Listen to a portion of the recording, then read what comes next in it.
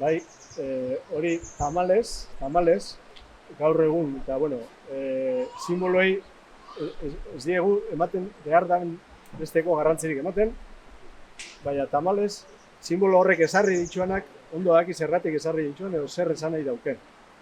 Berez, simboloek dauka herri baten nortasunan ikur dia, berez. Baina guri gertatzen jakuna da, ez diela gure nortasunen ikur, diela beste nortasun baten ikur.